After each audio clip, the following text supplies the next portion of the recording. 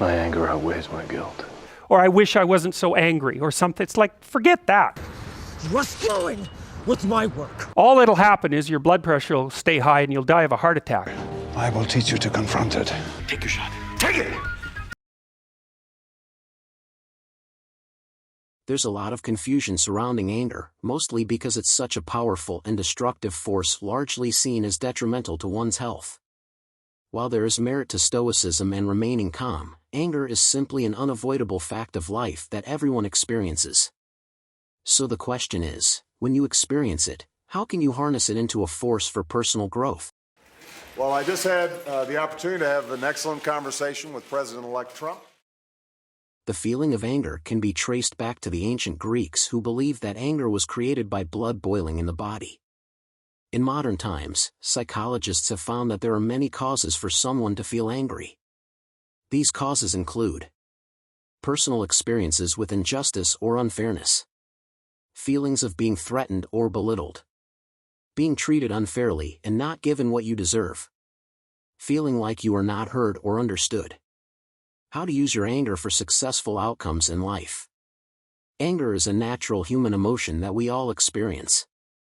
It is not something to be suppressed, but rather can be used to fight against injustice, makes us more determined, and gives us the energy to do what needs to be done.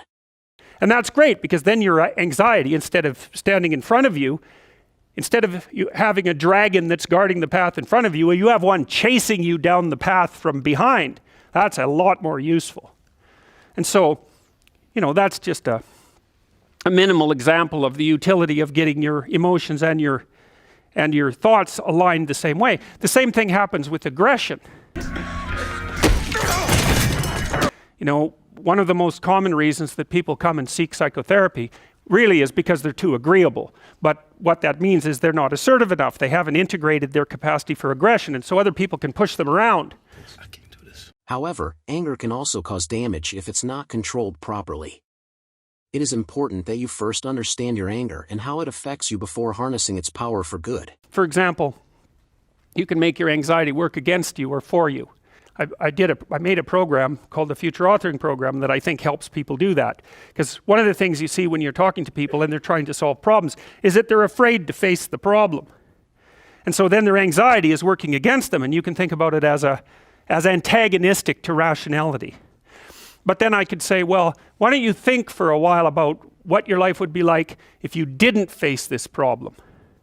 Because if you think that through, if you have a problem and you really think through what the consequences are going to be in 3 to 5 years of not facing it, then you're going to get more afraid of not facing it than facing it. 5 ways to control your upset instantly and harness rage for positive results. 1. Use a journal or notebook to record your feelings. Unexpressed rage can lead to depression and anxiety.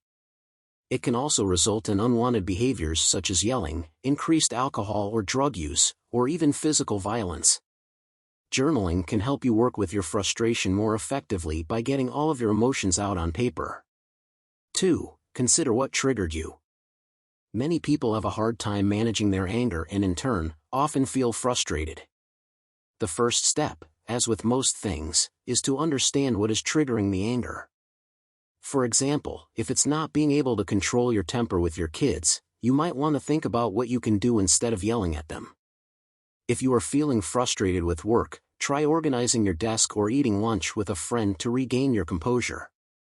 Ask yourself what you want and need to be happy, whether it's more time to pursue your passions or a change in career. If you've been feeling unhappy lately, take some time to figure out what would make you feel better and then look into taking action on those goals. 3. Try to see things from another person's perspective before reacting.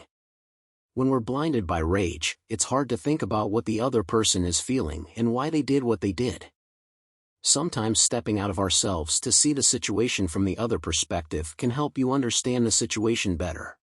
And they're very conflict avoidant.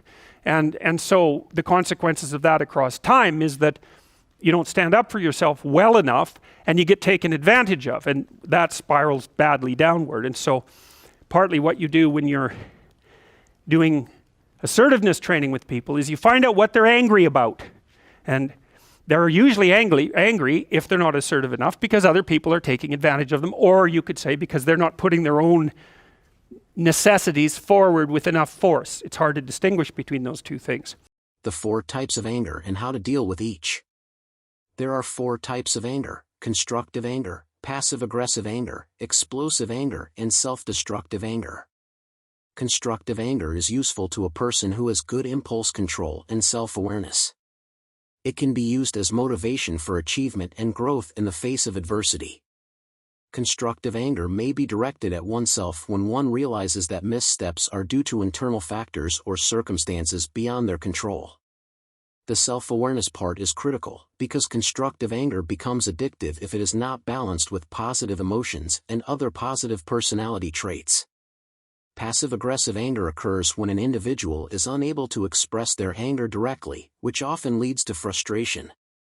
Passive-aggressive anger can take the form of irritation, sarcasm, or sullenness and does not allow the individual to confront a problem directly and can lead to high levels of depression.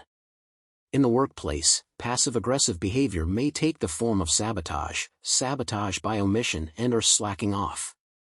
People who are attempting to gain status or power in a group will engage in these behaviors as they try to undermine others or build up their own social standing. Passive aggression can be combated in others as well as yourself by being more assertive in what you want and being more direct with your communication. Explosive anger is often fueled by tension in close relationships and can feel like control loss. The act of control loss is a multifaceted concept that refers to a sense of feeling controlled, humiliated, and/or devalued by one's own emotions. The term was first introduced by social psychologist Alice H. Eagley and has since been used in research on gender role attitudes, close relationships, and violence. Control loss can be described as a feeling of powerlessness, weakness, and inner conflict. Keeping your emotional valve open at all times, instead of bottling up, is a way to prevent your anger from exploding out. Self-destructive anger is directed inwardly and, as the name suggests, is destructive.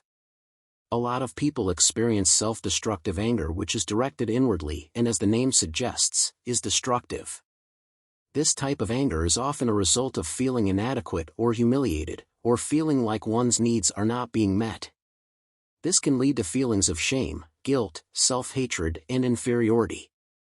It is okay to get angry and feel the frustration, says psychologist Dr. Jean Twenge. But it is not okay to become so angry that you are unable to think of any other ways to express your anger. Sometimes people who are experiencing self-destructive anger might be aggressive or violent toward others who don't deserve it. Others experience self-destructive anger in a more passive way, such as by isolating themselves or having excessively negative thoughts. When you feel like you are in a situation that really hurts you, it's important to take care of yourself, but try not to let your anger trigger any more negative connotations. How to harness your anger in a good way. But anyways, you get them to talk about what they're angry about. That often makes them cry, often many times. And then you get them to kind of envision what they would want to have instead, which they're often afraid to do because people are afraid to think about what they want, because that makes it more clear when they're not getting it, and that's painful, right? Or maybe they're afraid of hoping, so they won't specify a clear aim. But anyways, you get them to think about what they might want instead. You get them to think about the costs of not pursuing that, and then you help them develop strategies for integrating their aggression and with their thinking so that they can come up with a plan to approach the world in a more confident way. So for example, someone might come to me and say, I'm being bullied badly at work. And so then I'll say, well, what are your options? You have to put up with it? Well, we'll figure that out, because maybe you do. Maybe you don't have options. But here's how to find out. Get your damn CV together so it's pristine, right? It's ready to go. Get over your fear of a new interview, because people are generally afraid of that. Get over your fear of applying for a new job. Start thinking about what it would mean to have a different job. Start thinking about what it would mean to have a better job even, because maybe your fear is just making you stuck here. But I can tell you one thing, if someone's picking on you at work and you don't have options, you lose. So you get the person to start building a strategy. It's like, okay, if you're going to tell this person to stop, you have to know how to make them stop. And the one thing you need for sure is an option. And if you can't if you don't have an option, then maybe we start thinking about the fact that you need some more training or something like that, because you cannot negotiate if you don't have any power. So, because especially if you're dealing with someone who's really out to get you or really disagreeable, if you don't have a leg to stand on, they'll just push you over, and maybe they'll jump on you too, because that's what they're like and they enjoy it anyways. So it's no joke. You don't just suppress it. You say, well, I should be able to put up with it, or I wish I wasn't so angry or something. It's like, forget that. That's all that'll happen is your blood pressure will stay high and you'll die of a heart attack, because anger, for example, is a very toxic emotion. And it does cause heart damage over time. It's the only emotion that we really know that's been linked to things like cardiovascular risk. And anger is toxic, because it's like you're driving a car, you're stepping on the gas and pushing on the brake at the same time, because anger tells you to run away and to attack at the same time, because you don't know what's going to happen. And so it really amps up the physiological demand on your body. And so if you including your heart and your musculature, so if you stay like that for like 10 years, you know, you're going to age 20 years. And that's a bad plan. So, you know, you take your underground emotions and you integrate them into a sophisticated reality. Look around for something that bothers you and see if you can fix it.